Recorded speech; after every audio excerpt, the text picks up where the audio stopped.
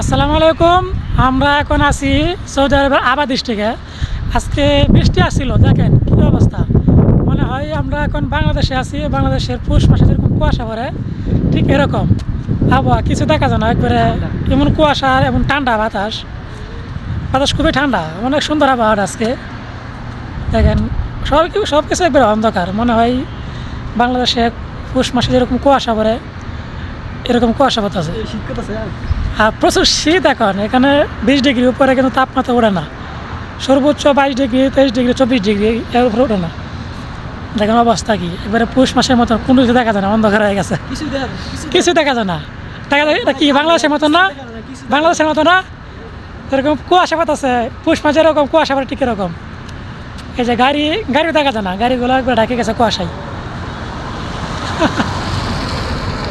আজকে আসলে অন্যরকম একটা ভিউ, খুবই সুন্দর। একেবারে সৌদি আরবের আবা, নামও যেরকম আবা আছে, আবহাওয়াটা ঠিক এরকম অনেক সুন্দর।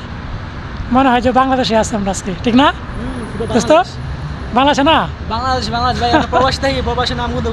আবা কিসের ইউরোপ, কিসের কি আবা আসলে মনে হয় যে ইউরোপে আছি, এরকম মানে একটা পরিবেশ আছে আবার মধ্যে, খুবই সুন্দর।